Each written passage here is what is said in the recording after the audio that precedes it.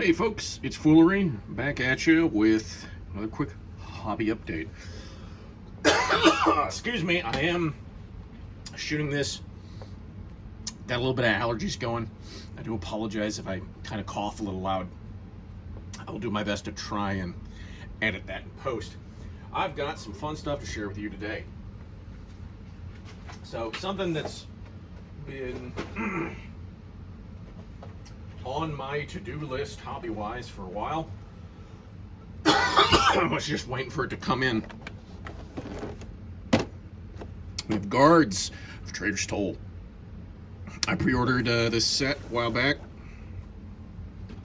Finally came in today from jolly old England. The UK, sorry.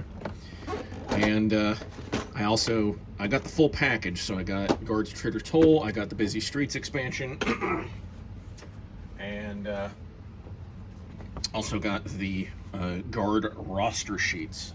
So those will be useful for campaign play. So what is Guards of Traitor's Toll, if you're not familiar?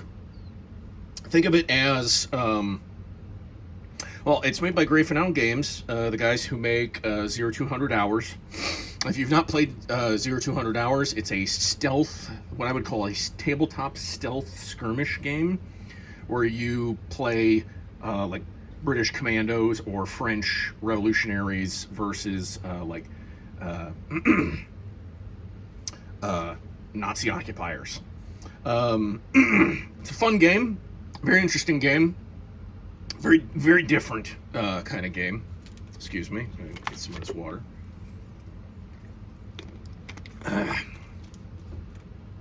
Very kind of different kind of game.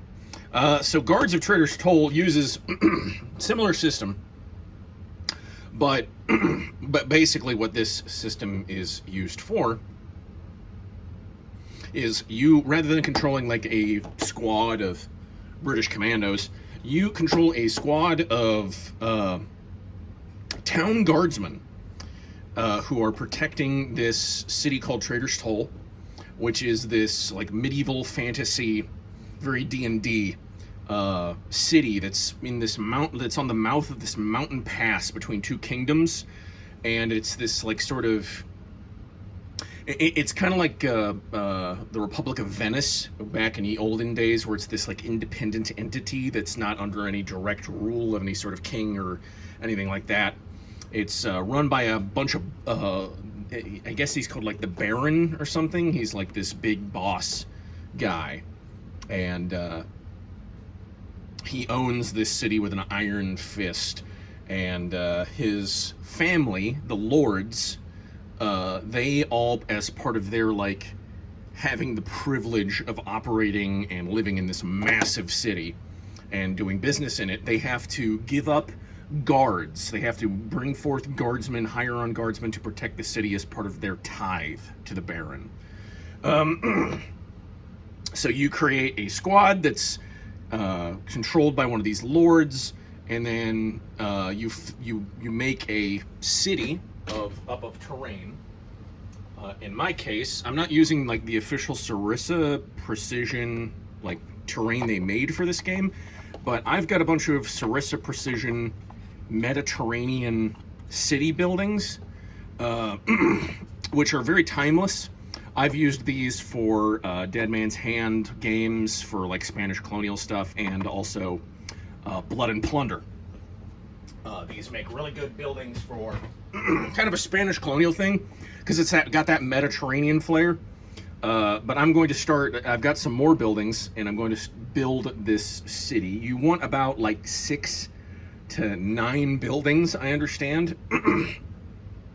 And so I've got a bunch more that I have been sitting on for a while. I never got around to building them. I bought a bunch way back when, and now it's the perfect excuse for me to get back on that horse and build up the last few. But also, now I've got a bunch of miniatures to paint and put up, and also dig around in my collection, and some things that I've been sitting on for a while. Like, I've been sitting on these since they came out, just bought them to have them. these are all the Age of Chivalry sets by War Games Atlantic, which War Games Atlantic made all of the plastics miniatures for this set, and everyone says that these sets, these Age of Chivalry sets, are basically like one-to-one totally compatible. So that'll give you like more heads, more weapon options, that sort of thing. On top of that, this is a world filled with dwarves and elves and all sorts of stuff. So I've got a bunch. Here's just 2 dwarves that I pull out of my like box of random things that I've bought over the years. I've got 2 dwarves here. I've got some lizard folk and some other, some fantasy orcs and some other stuff that I can make and hopefully make suit this setting.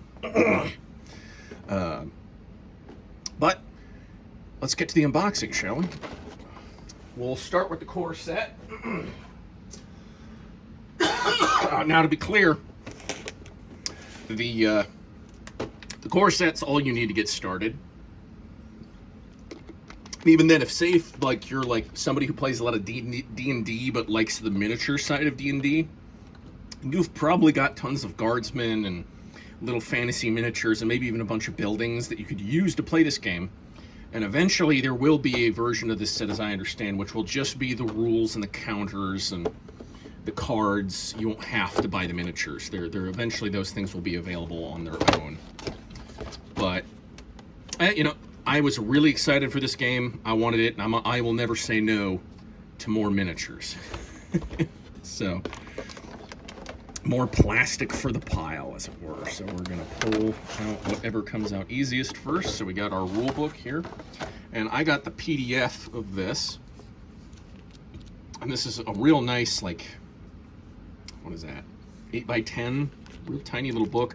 This is not a rules light system, okay? This is not a very simple skirmish game. It's not a, I would say that, as I understand, like the bare minimum time to play a game of this is 2 hours. And that's with 2 players. It might go quicker if you're playing solo. Solo rules are built into this. Between Guards of Traitor's Toll and the Busy Streets expansion, I believe you get 24 guards and a total squad of guards. Like the maximum amount of guards that you can have at a time is 6. There's 6 guards per sprue. So if you've got like a gaming club or like 4 buddies that you want to play this with, you could buy both sets, have this like communal rule set and cards and all that, and then everybody would get like, you know, one of the guard sprues, and then you could also divvy up the civilians amongst your friends, because there's 6 civvies per sprue, and I think you get a lot more civilians between this and the Busy Streets, and you could probably split that up. Well, not. We'll count that stuff up as we go. It's a really nice little. I'm gonna have to hang on to this. This is a really nice little plastic, like, storage thing. This game does use proprietary dice, and that might turn some of you off to hear, oh, proprietary dice. You get the dice set with the box set.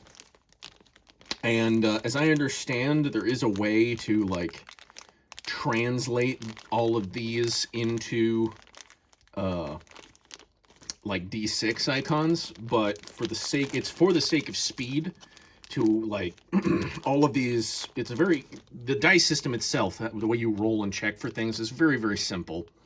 And it's mostly for the sake of speed. You just roll your dice pool, take a look at the symbols, and you can kind of tell if you succeed.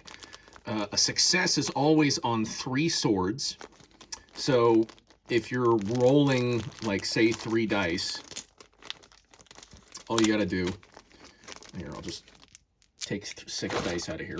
All you have to do is to find out whether you, like, pass or fail. And I've only got 2 swords there and a foot, and so that would fail. Feet still count. All of these markers still count. A failure can still have some results, like even though you might not be able to attack or carry out an investigation action, because you still have the ability to move. If you roll some feet, you can do some moves. The coins can actually be purchased to execute a special, like, action. So it's a very interesting sort of system. It's maybe I'll do like a tutorial game, because I'll probably be playing this solo. Although I am on the Facebook group, and I put my hometown and on there. So I don't know if any of you are out there in Ohio. Look me up on the Facebook group, and I'll be more than happy to meet up if it's a decent drive, and I've got a free day to just come on over and we play some Guards of Traitor's Toll together. But we got some guards here, so this is all your cards. You got your guard captains, and then you can see the colored shields there in the corner. These guards are for that specific house. I forget which house that is, but so you've got like all of your guard stats for that house. Here's the blue and white ones, so they've got their stats. And then I think the other two houses are in the expansion set. And then you've got weapons, you've got specialities, you've got modifiers that your guards can have. These are identify cards. You got suspicious. Oh, so here's all of like your events. These red ones are secrets. I don't want to read those. I don't want to spoil these for myself. Then you've got weapon upgrades. These are things, I think these are called guard backgrounds. They just give you like, these are usually rewards. You can earn those through a match. So, and I've got a bunch of card protectors and counter protectors. I've got some 19mm coin sleeves, little coin sleeves to get these, keep everything nice and fresh. That was something that someone was talking about doing that on the Facebook group, and I thought that was a really good idea. So what do we have here? We've got our counters. And all of these counters represent certain things. And here you have your guard-specific prisoner counters. You got your coin counters. This would be something that you would divvy up between your friends. If you're splitting this, I would say that each friend gets a counter sheet, and then whoever wants to play a specific house. Oh, look at that, on the reverse. On the reverse, you get the other two houses. So I imagine there's going to be more. There's going to be more counters in the expansion set, but we'll see about that. Put all of this off to the side. And then we have our miniatures. And for once, we get some bases with our War Games Atlantic. You usually have to buy bases separate when you get War Games Atlantic Plastics. These are some of the War Games Atlantic 28mm multi-use. They're designed mostly to be used on this side up. This textured bottom can also be used, but because War Games Atlantic makes use of puddle bases on their miniatures normally, you're supposed to like flip these upside down, glue them in there, and then you can fill it in and it looks much more flush. Or you can cut off the puddle bases, or not. I have a bunch of Evermodel 28mm bases that I'm probably going to use instead. But these are always nice to have, especially somebody like me who does a lot of kit bashing and a lot of weird sort of specialty games and stuff like that. But there are bigger models that require larger base sizes, and I have far more Evermodel bases in varying sizes than I do these War Games Atlantics. So these are just going to go into my bases bin.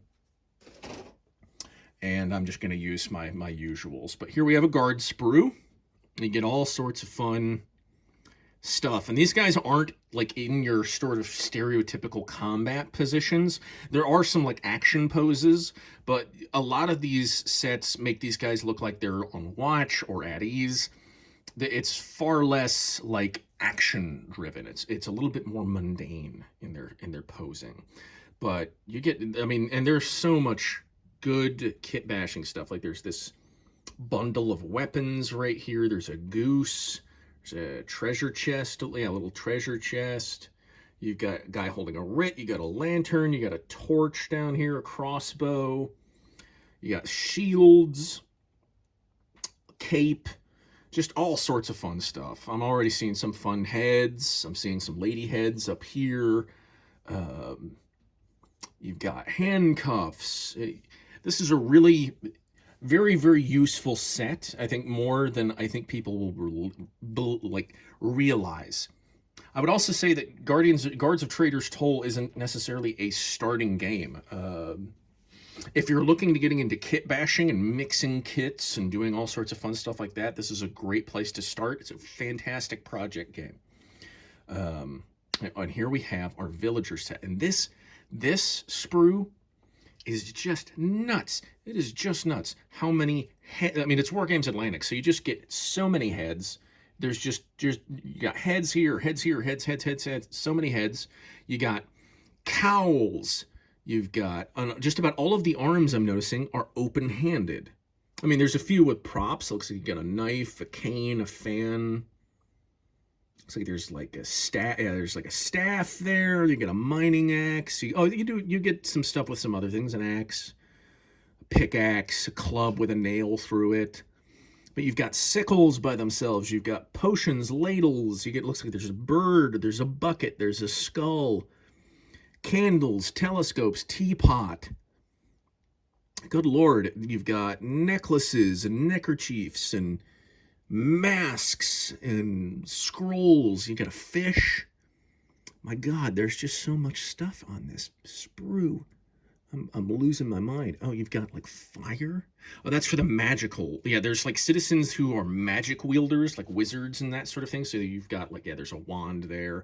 Looks like that's for, someone conjuring up magic, but you got a nice neutral magic base there. Ooh, this might be a good excuse to finally, I could make maybe see if I can kit bash some Frostgrave wizard pieces onto these guys. That'd be interesting. But there's your start. So you get in the core set, you get 12 guards, and then you get 6, 12, 24. You get 24 civilians. So that if you're splitting just the core set with you and a friend, each one of you would get 2 sprues of civilians and 1 of the guard sprues. Bare minimum to play a game, I think, is 20 civilians. So you've got everything you need right here, and 4 extra. You've got 4 extra civilians, which for spice of life and variety, you'll probably want to have more civilians on hand. But there's that. That is lovely. Okay. So let's move on to the Busy Streets expansion. This one's having some trouble closing. I have a feeling it's because it's got one of the pre-order bonuses hidden in here. Okay, I'm seeing some more counters and some more miniatures.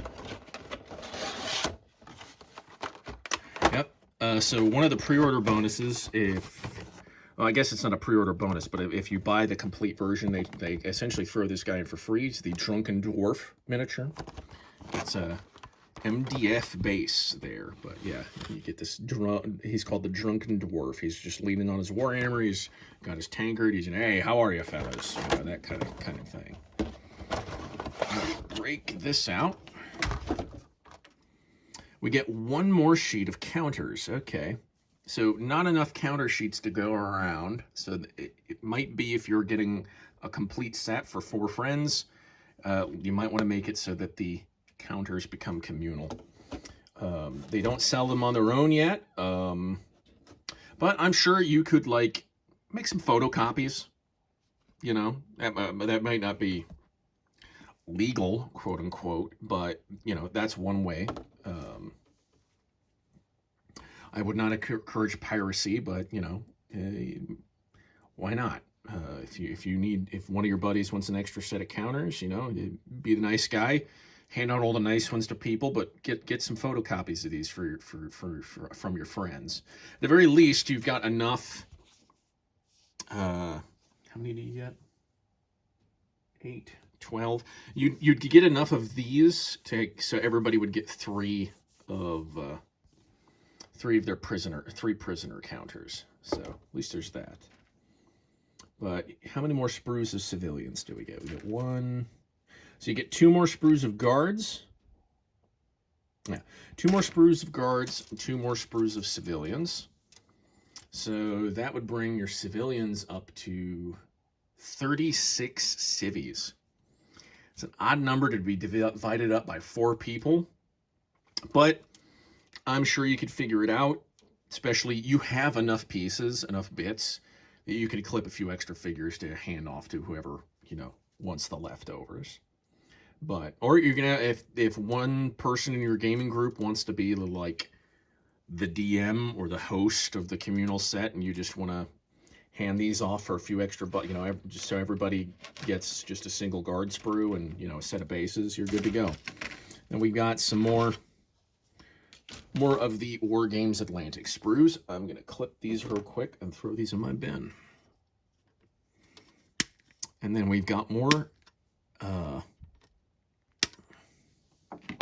There's more cards to go through here. So also with this, you get a second set of the proprietary dice, which is useful, I'm sure. I'm not so sure how much you would need a full, complete set, but this gives you another 8 dice. You've got 16 amongst you and your friends. Again, it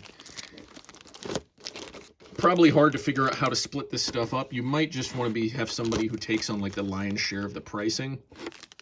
And then you can look these sets up online and, just charge your friends whatever, I think a box of these, because you can get these straight up as boxes from War Games Atlantic Direct. They are selling these now, these sets. And I think it's like 20, 30 bucks. Yeah, $20 or $30, I want to say. It's more than $20. It's nearly 30 bucks for 24. So do some rough math. Divide 30 by 4, and everybody gets $8. Charge them 8, 10. Charge them 10. If they want to spot you $10 to just pay for some guards and some counters, why not? It's a good project for a gaming group. Why not? I am just gonna throw the sprues in the expansion box for now, but I want to split these up according to what they are. And then they recommend more the from the Age of Chivalry sets. These War Games Atlantic sets.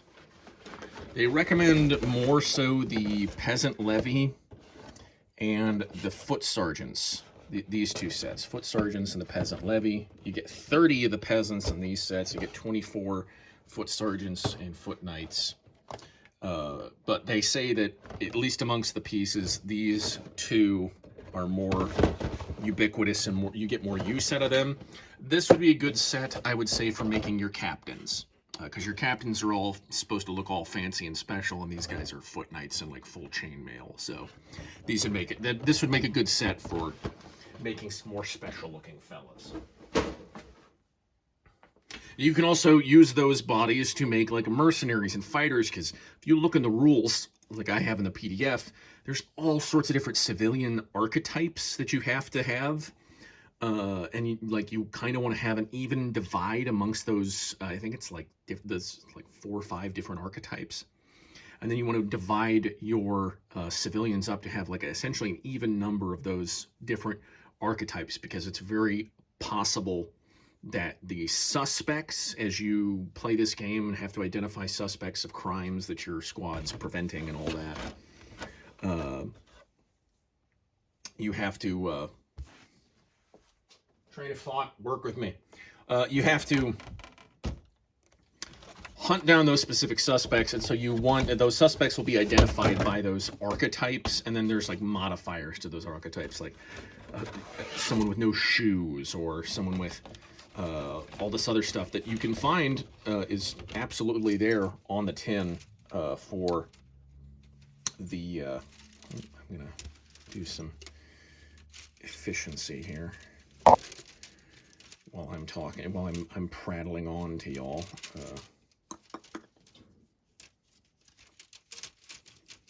There we go. I'm gonna put my civilians in the expansion box so if I can get the guards in there too. We'll just make this expansion box the minis box for now, or the sprue box for these minis. Yeah, looks like that'll work. Careful, gentlemen. Gently. Might be easier to just pull these out, get these all orderly as they can be. Then we just swap that in. There we go.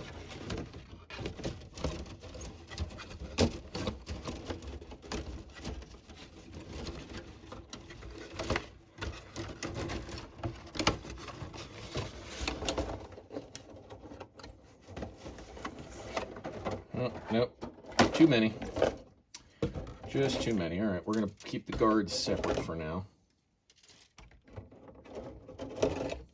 They're gonna go with all of the sundries, the rule book and whatnot.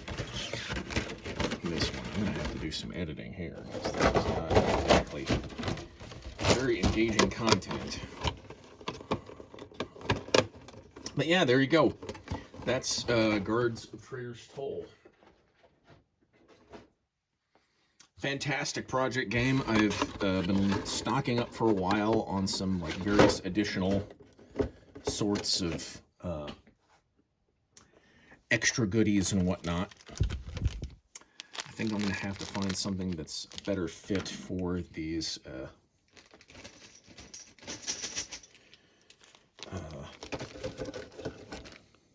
cards. Oh, I forgot to. Let's take a look at the expansion deck here.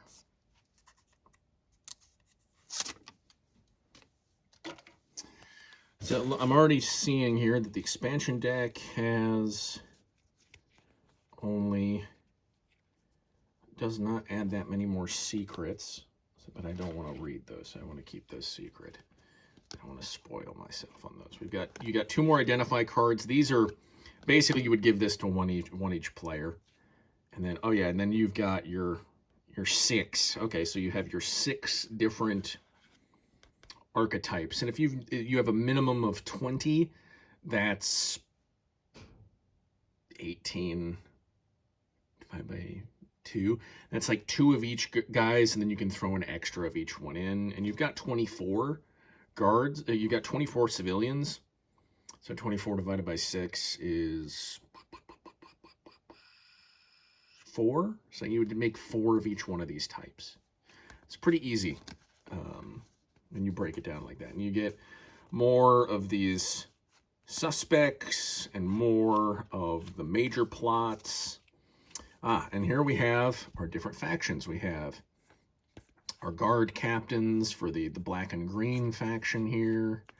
And I think this also adds in something called sergeants. So there's like there should be some additional. And then here's the black and yellow guys. So there's their guards. And then, oh yeah, and then we have our sergeants for the 4 different houses.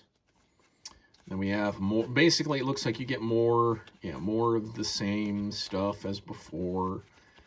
Same. Yep. Just more of everything. Just sort of, it's a general expansion. Oh, that's new. Arm injury. I didn't see those earlier. So these are like some major wounds. Oh, and then here's your like house benefits. So here we have, if you're working for Lord Gromith,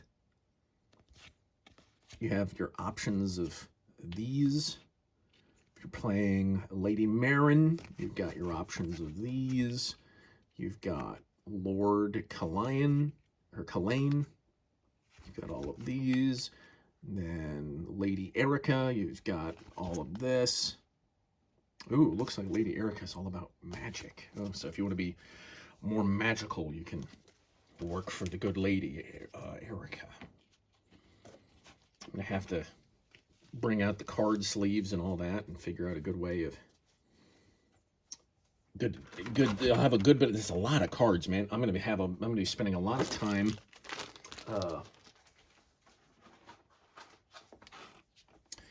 Punching out counters and sleeving cards. There we are. For now, I'm just going to throw those in there. There we go. Now, I've got a lot to do. My project workbench is very, very full. And that's not a bad thing, you know? I know some folks would be like, oh man, you've got all this stuff. Like on top of this, I've got those extra little pewter minis that I've been sitting on. I got these. I've had this sitting on my shelf for so long. I was going to make these as sort of like decorative pieces for Blood and Plunder. Still kind of am. I'm making it all going to fit with my sort of Mediterranean architectural style city. All of these going to be using a very similar basing. But I've been sitting on this forever, haven't touched it. This has been on my shelf in the cling wrap. Oh wow, there's like the price tag from where I bought it. God, I don't even know how long I've had this. 2-3 years, haven't touched it, still in the cling wrap. Now I've got a reason to build and paint some of these models. Because there's a bunch of stuff that you don't get. There's guard dogs, there's like ogres, and I've got some, I forget the name of the fantasy race, but they're like elephant people from Dungeons and Dragons. I've got them. I've got a bunch of them on 40mm bases, which is like the biggest base size for miniatures in this game. And those can represent like big ogre type characters and that sort of thing. And I think it'd be great to throw some of those little elephant guys in there. And I'll have to see if there's like cards for the different fantasy races, if there's like rules for ogre guards and that sort of thing, and maybe I can use that as like a stand-in for an ogre guard. I think that'd be pretty cool. There's a lot of possibilities to have fun with this. And while Sarissa has made, actually I do have, forgot I got these. I built them the other day. Because you need like market stalls for one of the scenarios. So I got these from Noble Knight Games. I want to say $15. It was like 6 of these. They're little MDF, but these are they're not painted. They have essentially they have printing. They like print color over the MDF wood. And so these are essentially pre-made. These are pre-painted. You don't have to paint these at all. They're completely just, you slap them together, you're ready to go. And they have a whole city line, very much in the style of this game. They're very much these kinds of looks. But so if you've got the money, they're a little more expensive than the usual Sarissa kit.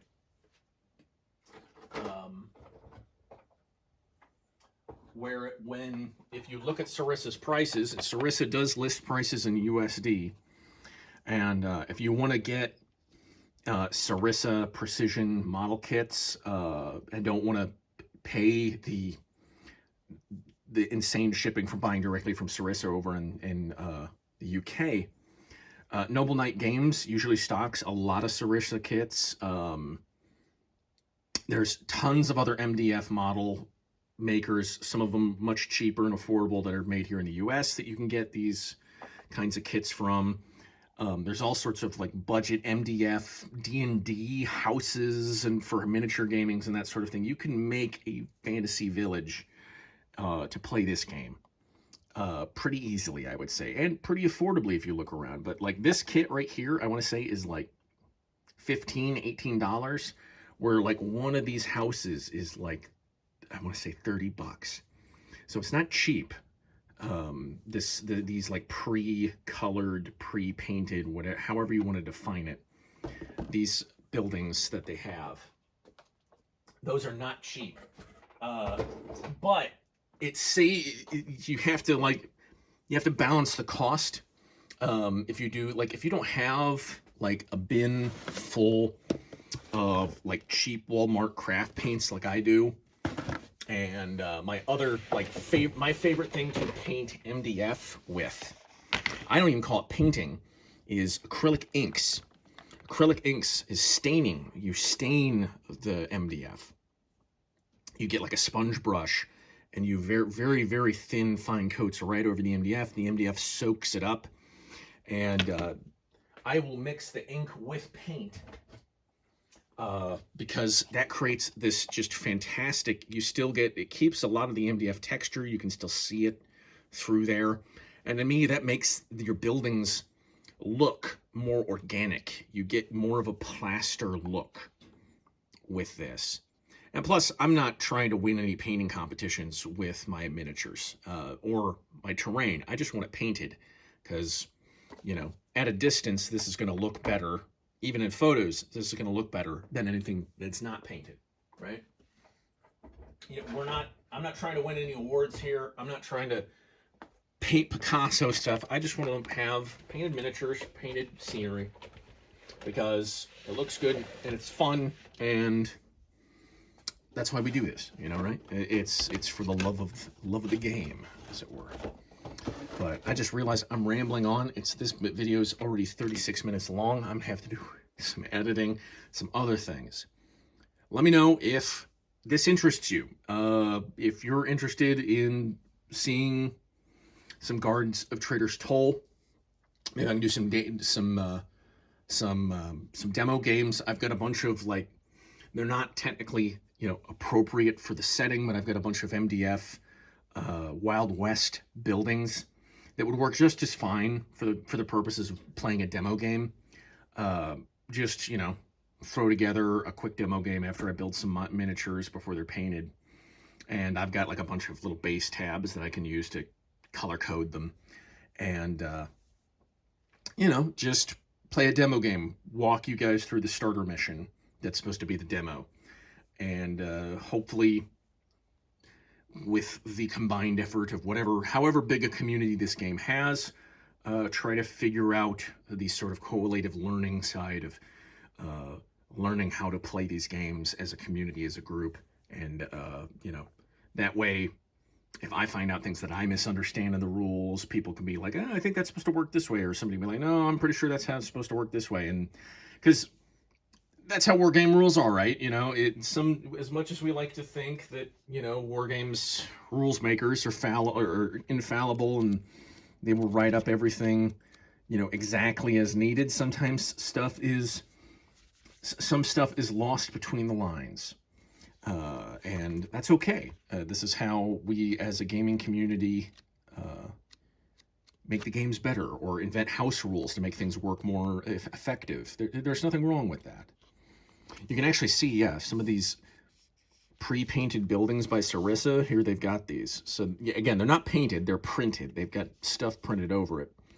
But yeah, so to paint something this detailed, God, I wouldn't even know how long that would take you with just a base, but with a much cheaper kit. Whereas for like a few bucks extra, you can get this, build it, and just have it, and you're ready to go. Like, that allows you to spend far less time invested in painting. You can paint your miniatures, and your terrain will just be ready, and that's awesome. I will also say, if you've got a 3D printer, specifically like one of those filament 3D printers that can print in multiple colors, if you can find some models of some old, like, you know, medieval buildings and scale them up to 28mm scale, I think that's like 156 scale. If you've got a 3D filament printer that can, you know, print in different colored layers, geez, at that point, like this thing, this is two colors essentially, and some washes. If you discount like the gold railing and the brown base, this is tan and like a brick red. That's it. That's two colors that you would need out of an FDM printer to print something like this. And I find that those FDM printers are usually better for gaming scenery rather than gaming miniatures. So it's all about how you attack it. And it's like, Yeah, Traitor's Toll, like in all of the official stuff, has this sort of very kind of, I don't know how what you would call it, gothic, Tim Burton-y kind of look to how the buildings are. They are all, to me, they're very Tim Burton-esque. The buildings get bigger as they go up. Like they're thinner at the base and wider at the top, and to me that just gives me like Nightmare Before Christmas kind of vibes. And like that's not a bad thing, but you don't have to stick to the style. In my case, my city of Traitor's Toll is going to look like a medieval Mediterranean city, either on like, it could be French, could be Spanish, Mediterranean, because a lot of those buildings on the Mediterranean coast, no matter if it's French, Spanish, Italian, they all have a very similar style. Very, it's that kind of like plaster and clay tile roofs. A lot of off-white and off-reds. But that is still like such a timeless look. And I find that with these Mediterranean kits, like, I get so much more mileage out of so many more different game systems with just a kit like this, because I can use this across so many other different games, because this architecture method is still being replicated in modern days. There will be people that will make Spanish colonial, what they'll call Spanish colonial style architecture. They'll build shopping centers like it. They'll build houses like it. It's a very timeless sort of look, and you can make having a terrain set that is timeless is just useful. It's just very, very useful, because I could use that in World War II games. I could use that in I could play Gangs of Rome. If you don't know what Gangs of Rome is, it's a skirmish game where you literally build gangs that are fighting in the streets of Rome in ancient Rome. Like that stuff would look great, because the Romans had a very similar architectural style. That's where it all sort of originates. So think outside the box. Expand your horizons. This is a rule set. First and foremost, this is a rule set. The miniatures are defined. They are WYSIWYG. I will say that. It is very clear that what your model is equipped with is what they have. So if understanding that models are WYSIWYG, they are equipped with the closest equivalent that you can find out of the equipment list in this book. And they only have like the 2 items they can have. Anything that's like on their belts or whatever is sundry. It's not considered as like part of their equipment. It's just decoration. Understanding that, yeah, it's WYSIWYG.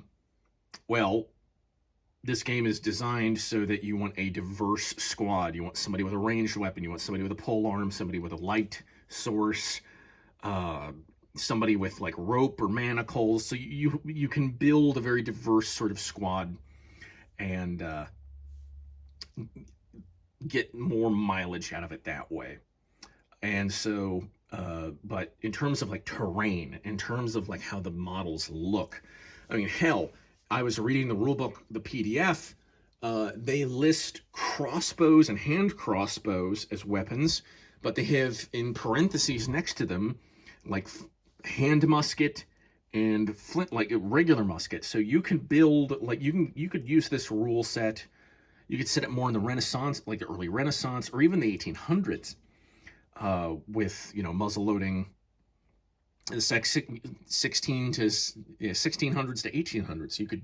You could create something that's in the Napoleonic era, because I'm pretty sure in that age you still had like guardsmen walking around with like bill hooked, big polearm bill hooks as like their primary sort of weapon, part of their gear. Like even then, you think about it, like you could do like Sherlock Holmes era London. You could make a bunch of bobbies that are just armed with like clubs and swords and flintlock pistols. There is so much opportunity to explore and get alternative. All you need is the rules, the cards, and the dice. And then there's only 2 base sizes I know of. I'll have to give the rule book later. There might be another. I want to say there's might be rules for like super huge ones, and they're on 60 millimeter bases, but I could be wrong. But that's 3 base sizes that determines what a miniature is. And if, yeah, having the official models is fine, it's lovely. But if you go onto Amazon and look up Ever Model, they make all different types of bases sizes in bulk for really cheap. So you can get, like, these are, so here's my 40 mil. This is my 25 mil. Yeah, these are my 25 mil. These are 50 millimeter. Where's my 60s at? Here's my 60 mils. So, 60 millimeter bases are big. They're very expensive. I can't, these are Ever models, and I think they only come in like sets of 5 for like $10, which is not great, but that's kind of the going rate amongst them all. And then I've got some MDF 60 mils in here that I had left over from something I bought. But again, 3D printing, fantastic. Case in point.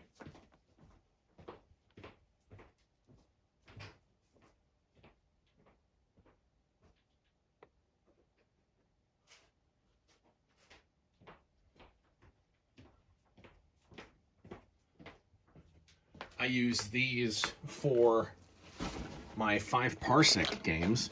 These are base, and thase are they're just printed on an MDF printer. They've got little clips and they tab on to bases, and I've got ones for smaller base. I just grabbed the 2 for the biggest size bases I've got. But these are great for identifying your models against your buddy's models, or what's even better is when a model becomes a suspect, you can mark the suspect with one of these colored base markers. It's genius.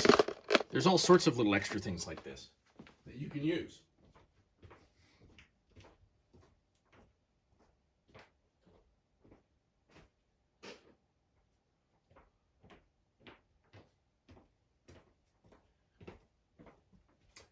Get creative with it. Have some fun. The biggest, I think the table game size for this game is 3 foot by 3 foot. I've got this vinyl, it's a double-sided cobblestone on one side, cobblestone on the other. I got this for Blood and Plunder games, my urban fighting in Blood and Plunder. This is a vinyl by Cigar Box Playmats, or Game Mats, Cigar Box Game Mats or Playmats, I forget. This is a really good deal if you get these double-sided printed vinyl mats. They're a fantastic value, especially when you look at one of their single-sided cloth maps. It's like $45 for one of those, and then this was, I think, $55 when I bought it. So that is, for $10 extra, you get a dual-sided mat. That is vinyl, which means, vinyl is not water soluble, but you can get a wet erase marker. And here, I've got a wet erase marker right here. I can draw on that. You can mark stuff down. And that is a huge help with some games. If you can just break out a dry erase marker or a wet erase marker, either or, and then just write something or mark something like an objective area or whatever, that is so useful. I realize I'm just sort of rambling, I'm sort of waffling on, as it were, but man, I'm not a professional YouTuber. I'm just doing this for fun, and I'm here just waxing poetically because I like the sound of my own voice, let's be honest. I'm joking, of course. Or am I, though? But I'm just looking across my hobby bench here. I've got, like, this guy. He just sits there. I've never done anything with this guy. This is a giant dog. It's really out of scale. But, I don't know, maybe I could finally get some use for this model. I've got any number of things just sitting up, old projects of mine, random miniatures that I've bought at local game stores just on a whim to give them some business. My God, Reaper Miniatures makes untold amounts of fantasy miniatures for like D&D and stuff. All you have to do is put it on a 25 mil base, a 40 mil base, or a 60 mil base. That's all you friggin' need to do. And at that point, world's your oyster, man. You're off to the races. Like, I've got some primed skeletons here. These are Wargames Atlantic skeletons on 25 millimeter bases, just over here to the side. Can make some skeletons that, you know, maybe there's like a goblin gang or something that like event. I'd have to look at the cards because all the cards are not in the book. The cards are only on the cards, and you will need these cards to play this game. The game doesn't work without the cards. And I'll have to see what some of the events and stuff are, and maybe I can find out or find alternative models if there's like a goblin gang event or something like that, and you need models for goblins to like they pop up out of nowhere. I'll just use the skeletons, man. I'll just say, oh, instead of goblins for this event, we're saying it's skeletons. The undead rise from the sewers. You could use zombies or werewolves or whatever you've got on hand, man. Find an alternative, and as long as it's on the right size base, you're golden, man. Have fun with it. Go nuts. Like I've got all these cowboy buildings and stuff. If I really wanted to, I could give everybody guns and use the gun rules out of here. Oh, granted, they'd be reloading every other round, but you know, it's cowboy times. Everything's a double action, so maybe instead of reloading, they have to, you know, cock the hammer back or rack the lever or whatever. You know, it's however you want to flavor it. So, anyways, I'm just rambling on. I apologize for that.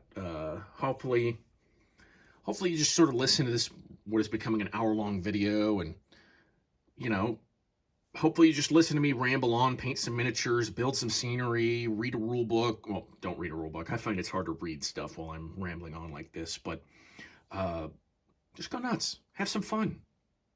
That's what it's all about. That's what I'm about to do. As soon as I turn this off, and I'll be honest, I'm probably not going to edit any of this. I'm just going to upload it raw to the YouTube because I am not a professional YouTuber. I'm not monetizing anything. I'm just going to have a look-see. I'm probably going to flip through this or put on a podcast and start punching out counters, putting them in sleeves, and putting cards in sleeves, man, because I've got a lot of work to do and not a lot of time to do it. So, folks, I hope you enjoyed this. Hope you're if you're not excited for this game, hopefully you take a look at this and you give this a shot. You just go to GrayForNowForGames.com, or just Google Gray for Now Games, or Google Cards of Traitor's Toll. It's a very, very small gaming community from what I've seen. There's like only a Facebook group. There's not even like a Reddit, and when you Google stuff and look it up on YouTube, there's not a lot of videos. It's not getting a lot of coverage. It's a smaller end game. But I love these kinds of smaller end games. I'm all about the niche games, baby. Like, since I quit 40K, every project I have has been some sort of niche game. And most of them are Wild West because the vast majority of my terrain is Wild West buildings. I like cowboys. I like pirates. That's what I build a lot of stuff. And this is just... I've been so turned off by high fantasy like this for so long because I played so much D&D as a kid. I played enough D&D. Like me and my brothers started playing D&D when the original Lord of the Rings movies were coming out in theaters, man. Like, we would go to the movies, watch those, and then we'd come home and we'd create like a whole new campaign for, you know, our D&D adventures. But I had so much high fantasy, you know, on top of, like, that was the era of World of Warcraft. Everything was just high fantasy, Elder Scrolls, the Elder Scrolls games, fucking whatever, you know. There was so much high fantasy stuff in the early 2000s. I got sick to death of high fantasy. It's like zombies in the 2010s, man. I just don't want anything to do with zombies. But you know what? It's been well over 10 years. I'm ready. I'm ready again. I'm ready again to get into high fantasy. I'm ready to get into worlds of orcs and elves and all that stuff. So hopefully some of my enthusiasm, some of my passion is infectious. It gets you excited. It gets you wanting to work on a project, even if it's not this. D&D, whatever, man. Fucking cool. You do you. Don't yuck my yum. I won't yuck your yum. And let's all just enjoy our hobby, shall we?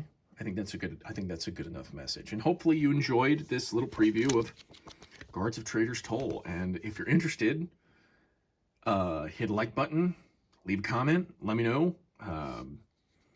I'm always looking for an excuse to create dumb little videos like this. So hope you enjoyed it.